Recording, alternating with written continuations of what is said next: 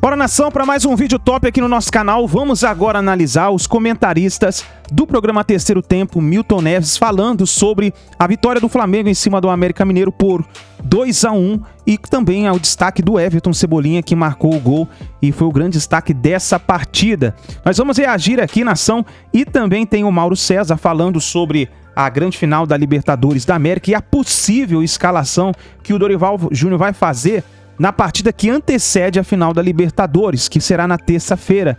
E o Flamengo, que está se preparando para essa grande final, fez esse jogo contra o América Mineiro, jogando fora de casa, com um time totalmente alternativo. E nós vamos reagir aqui, vamos analisar os comentaristas falando sobre essa partida, mas antes, nação, explode o dedo no like se você está confiante que o Flamengo vai fazer uma temporada histórica nesse ano, que o Mengão vai ser campeão da Libertadores também. Já foi campeão da Copa do Brasil, agora falta só a Libertadores. E se você está confiante, deixa o seu like no vídeo. Vai aqui embaixo nos comentários e escreva também a sua opinião referente a essa temporada. O que você acha? Esse ano o Flamengo vai fazer uma temporada histórica? Vai vencer a Libertadores? Você, como torcedor, você está confiante? Escreve aqui nos comentários também para a gente saber como que está o pensamento do torcedor, se o torcedor está confiante que esse é o ano do Mengão. E também, para terminar, nação, vai aqui embaixo e aperta o botão vermelho, se inscreva no canal, ativa o sino das notificações, porque aqui nós vamos trazer sempre o pré-jogo e o pós-jogo do Mengão. Então, cresce esse vídeo, eu deixo ao canal da Band Programa Terceiro Tempo e também ao canal do Mauro César, link na descrição como crédito. Bora para mais um vídeo do Mengão. Bom, gente, porque o Flamengo, repleto de desfalques, venceu o América e está bem confortável no Campeonato Brasileiro, até porque eles só pensam nela. Mesmo fora de casa, a torcida do Flamengo não parava de fazer festa.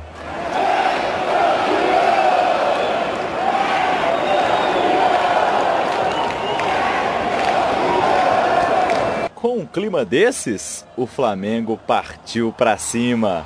E logo aos 11 minutos, Matheus França, de cabeça, abriu o placar.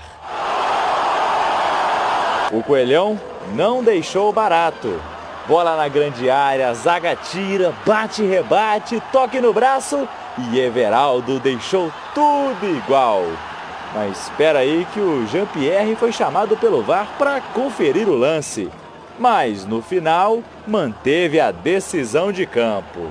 Na falha de Hugo, Alê quase colocou o Coelho na frente do placar. E aí, Cebolinha mostrou como se faz.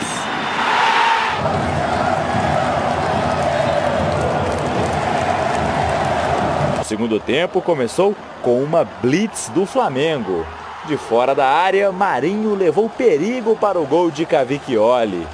Em mais um bate-rebate na área, Aloísio Boi Bandido colocou no fundo da rede, mas ficou no quase também. O Bandeira anulou o gol. Um segundo tempo com chances para os dois lados, mas no fim, os dois times ficaram no quase. Não foi dessa vez que o América encerrou o jejum de jogos sem vencer o Flamengo, que já se estende desde o ano 2000. Já os rubro-negros chegaram aos 58 pontos no Campeonato Brasileiro, mas o foco é outra competição.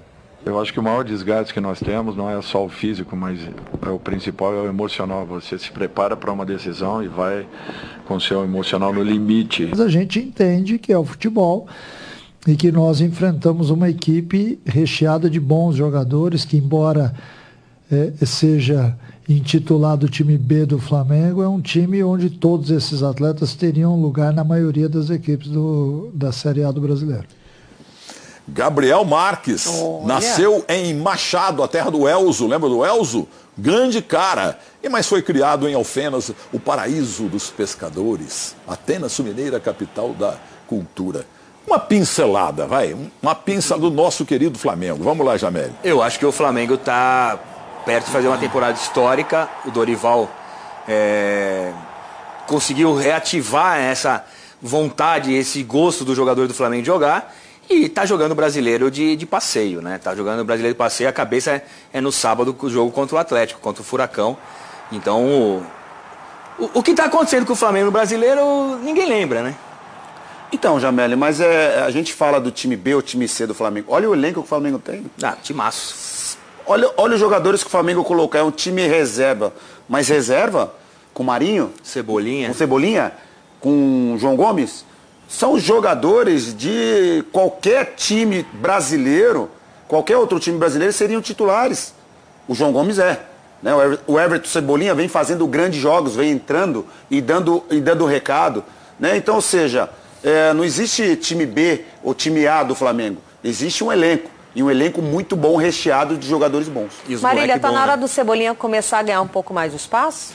Ou ao menos entrar mais cedo como reserva de luxo, que é?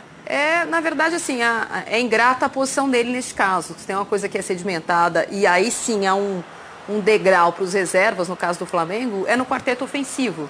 Cebolinha chegou esse ano, é claramente uma contratação para o ano que vem, entre aspas, pulou etapas pela contratação, pela contusão do Bruno Henrique, né? Ele é o reserva do Bruno Henrique, joga ali na do Bruno Henrique. Mas chega de novo o Flamengo às vésperas de uma final de Libertadores, de novo com problemas de jogadores machucados, contundidos ou no limite. Né? Contra o Corinthians na Copa do Brasil no meio de semana, o Flamengo não tinha meio de campo. Claro, tinha um problema de inscrição de jogadores e tal, então não tinha possibilidade de jogar com alguns jogadores. O Flamengo tem uma deficiência desde sempre no eventual substituto do Arrascaeta, claro que não vai ser do mesmo nível, mas você percebia na final que esse era um jogador a ser poupado, porque já vem de uma contusão, tem uma pubalgia, vocês foram jogadores, sabem que é uma contusão complicadíssima, e o Flamengo tem um concorrente esse ano que não é só o Atlético Paranaense. São jogadores sim pensando na final da Copa do Brasil, mas alguns jogadores pensando na Copa do Mundo.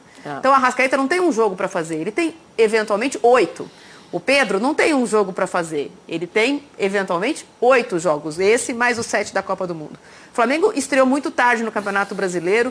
Nunca deu nem... Não chegou nem pertinho do cangote do Palmeiras. A gente força a narrativa, porque o Flamengo é muito forte mesmo. Mas nunca deu muita bola pro brasileiro. Nunca chegou. Quando foi jogar contra o Palmeiras para diminuir essa vantagem, os jogadores pediram para ser poupados, que não teriam gás para a final da Libertadores. Então, o Dorival veio no momento de terra arrasada do Flamengo, quando se acreditava em mais nada. E consertou tudo. O Paulo consertou tudo, foi possível formar um time titular com Pedro e Gabigol, né? Eles podem jogar juntos, para as 2 finais de Copa que o Flamengo chegou. Para do Flamengo sobre o América em Belo Horizonte pelo Campeonato Brasileiro, o time reserva contando com João Gomes, que não enfrentou o Corinthians quarta-feira pela Copa do Brasil, na grande decisão.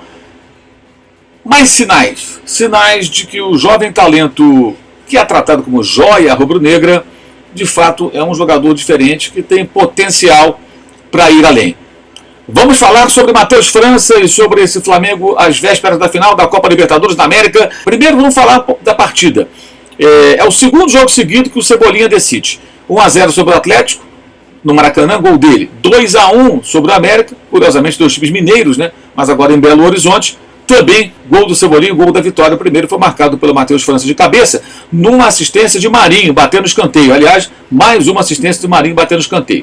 É o que ele tem feito bem em alguns momentos. As cobranças de escanteio na primeira trave e o cabeceio do companheiro, dessa vez, foi o Matheus França que bem aproveitou. E fez um bom jogo o Marinho. Talvez o seu melhor jogo no Flamengo, embora seu último lance tenha sido o desperdício de uma boa oportunidade numa arrancada e ele finalizando ali pelo lado direito, com a perna direita que não é boa, chutando para fora, logo depois pediu ali a substituição, sentiu alguma coisa e deixou o gramado, mas já numa reta final. E entrou depois o Matheus Gonçalves, entre os muitos garotos que têm jogado essas partidas pelo Flamengo, que tem só 17 anos.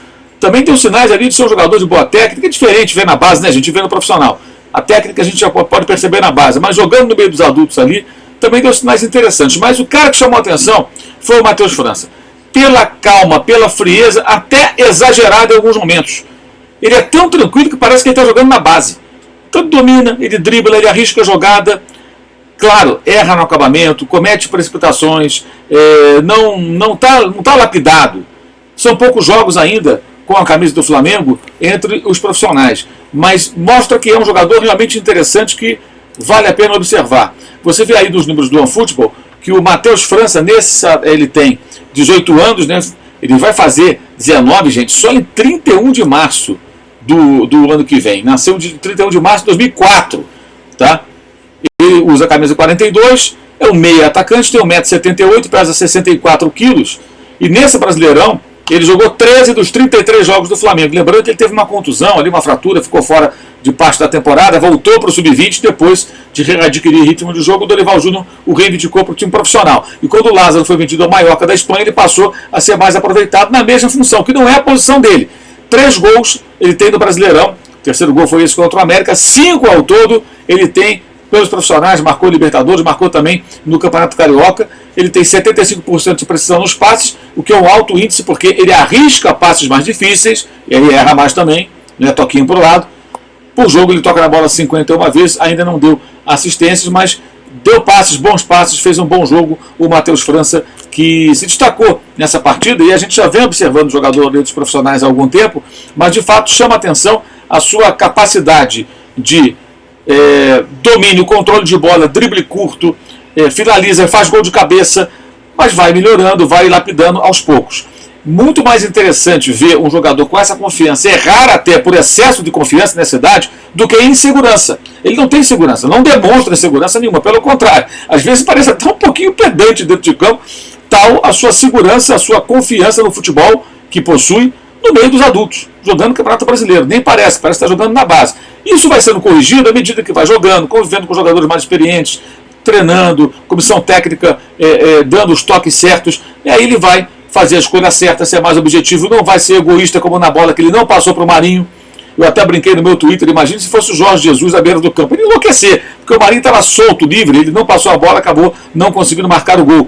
E o Marinho ficou até meio desolado, foi lá para o fundo do gol, ficou ali agarrando a rede, porque esperava o passe do companheiro. Mas são detalhes de imaturidade. O torcedor do Flamengo que reclama de um jogador de 18 anos, como alguns reclamam do Vitor Hugo, que também fez hoje um bom jogo, se recuperou em relação a partidas recentes, está muito sem noção. Porque você espera o quê? Um cara com 18 anos que ele chega já arrebentando. Não, esse desenvolvimento virá naturalmente. Eu acredito, falei isso na live depois do jogo, aliás, você pode ver como é que foi a live clicando no link que está aqui embaixo. Eu disse inclusive o seguinte, esse garoto tem tudo para ser no ano que vem, a partir do momento ali, vai fazer 19 anos em março, vamos contar aqui lá para março, abril, né? Fazer uma estimativa, uma projeção, tá? Pegando mais ritmo e mais experiência entre os profissionais, ele vai ser o reserva do Arrascaeta, ele vai ser, de repente, o cara que pode entrar no lugar do Everton Ribeiro, porque ele não é centroavante, ele é um jogador meio atacante. Então ele vai jogar vindo mais de trás. E ele pode ser também um segundo homem, terceiro homem de meio campo, ele pode se adaptar porque ele tem qualidade. Controle de bola, bom passe, personalidade, joga de cabeça erguida. Então é um jogador que, se for bem lapidado, tiver uma boa cabeça, concentração, ele vai deslanchar. Como outros jogadores nem tanto, né? Você vê o Mateusão ainda meio atrapalhado, centroavante, quando entra, meio afobado, né? Um jogador grande, pesado, talvez demore mais um pouco, também não dá para queimar o cara de vez. Calma. Lembra do Rodrigo Muniz? Ninguém queria, o Flamengo emprestou para o Coritiba. Aí o Rogério Ceni, que era o técnico, viu que o garoto tinha potencial, pediu de volta, escalou em vários jogos, começou a fazer gols e foi muitíssimo bem vendido, cerca de 9 milhões de euros para o Fulham na Inglaterra. Ele hoje está emprestado ao Middlesbrough, né? O Fulham subiu e ele ia ficar na reserva do Mitrovic, que é um centroavante sérvio que vai enfrentar provavelmente o Brasil na Copa do Mundo lá no Catar, e aí ele foi emprestado ao Moro para que continue tendo ritmo de jogo, continue jogando, jogador muito jovem, mas está lá na Inglaterra, fazendo a carreira europeia dele, jogando no futebol inglês. E é um jogador que estava emprestado ao Coritiba e que o Flamengo não queria. Aí o técnico percebeu, trouxe, aproveitou bem. Então calma, o Mateusão é outro estilo, pode ser que amanhã venha a render, comece a fazer gol, o cara é muito físico, mas é muito novo, são jogadores muito jovens, ainda sem vivência. E aí o nervosismo às vezes pesa, nervosismo que não se vê no Matheus França. Então por isso, eu acho que esse jogador demonstra ser bem interessante, merece aí uma atenção do torcedor, e acho que foi a boa notícia para o Rubro Negro nessa vitória sobre o América, além das boas atuações do Vitor Hugo em relação aos jogos passados. O João Gomes, que jogou, não se machucou, que é um receio que todo mundo tem perto de uma decisão como a de sábado que vem contra o América em Guayaquil, no Equador, pela Copa Libertadores da América. O Cebolinha voltou a marcar gol decisivo, de vitória, gol de 3 pontos, e o Marinho teve também uma boa participação. Detalhe, na coletiva o Dorival Júnior já disse que o Santos deve jogar terça-feira contra o Santos pelo Brasileirão, Santos contra o Santos, né? E 4 titulares deverão jogar. Eu acho que o Gabigol deve ser um deles, que ele gosta de jogar todas. Alegou o Dorival, os jogadores, alguns deles não querem ficar 10 dias sem jogar. É uma temeridade, sempre há um risco. Agora a responsabilidade é de quem vai tomar essa decisão, o técnico e os jogadores. Porque também tem aquilo, o técnico fala, não vai jogar. Tem jogadores que ficam 10 dias sem jogar, o cara sente falta. O Felipão colocou titulares nesse sábado contra o o Atlético, contra o Red Bull Bragantino, na equipe do Atlético Paranaense, justamente para que eles não ficassem sem ritmo de jogo tanto tempo até o jogo final da Libertadores. Então, pode ser que na terça-feira o Flamengo tenha aí, pelo que tudo indica, vai ter 4 titulares. Quais serão eles? Difícil saber, né? O goleiro Santos, provavelmente, ele quer botar o Santos para jogar essa partida, e aí nas partidas pós-final da Libertadores já anunciou que vai dar chance do Diego Alves jogar, o Hugo vai jogar mais partidas também, que aí seriam jogos meramente amistosos para o Flamengo, né? Só para definir a sua colocação no campeonato. Uma boa colocação é importante porque a premiação ela é proporcional à sua colocação. O campeão ganha mais dinheiro, o segundo colocado ganha mais do que o terceiro mais do que o quarto e assim por diante. Então, esses caras vão jogar, esses goleiros terão oportunidade, anunciou o técnico na entrevista coletiva após o jogo em Belo Horizonte. Mas, quais seriam os outros? Rodinei volta? Depois da atuação do Mateuzinho, ou joga o Varela, que não viajou a Belo Horizonte com desconforto? O Varela acho que deve jogar, caso ele tenha condições. Os zagueiros, será que vão jogar? Ou joga essa zaga reserva? E o lateral esquerdo? Aí não deve jogar. Felipe Luiz duvido que jogue. Vai ser Ayrton Lucas. Gabigol gosta de jogar todos, é provável que jogue. E Everton Ribeiro? Já é um jogador com 30 e poucos anos. Acho difícil que jogue também. João Gomes talvez queira jogar mais essa. Talvez seja João Gomes um dos titulares que venha para campo. Pedro, joga, ou aí vai depender de como o jogador está se sentindo. O risco sempre há. Um jogo sempre tem um risco maior de lesão em relação ao treino. Mas é uma decisão de responsabilidade que deve ser tomada pelos jogadores e pelo técnico. Não vou aqui tentar ser o adivinhão. Claro que se der errado, o cara se machucar, a gente vai falar, mas a decisão que deu, mas se der certo, jogar, ninguém se machucar, o jogador chegar no sábado com um ritmo, jogar bem, a decisão é bem tomada. Não existe uma receita pronta. Eu, se fosse o técnico, eu não escalaria ninguém. Nenhum dos titulares com os quais eu quero contar no jogo decisivo, porque acho que é um risco desnecessário. Eu não correria esse risco, mas... É isso daí, nação. Então, escreva nos comentários aí também a sua opinião referente à escalação. O Dorival falou que vai colocar pelo menos 4 titulares na partida de terça-feira, partida que antecede a final da Libertadores. E vai fazer alguma rotação aí no time, né, para poder escalar para essa partida. E depois vem a grande final. Quem você escalaria? O que você acha? Você também teria essa opinião como Mauro César? Pouparia todos os jogadores para a grande final? Escreve aí nos comentários e também coloque aí. Você está confiante para a final da Libertadores? Nos vemos no próximo vídeo.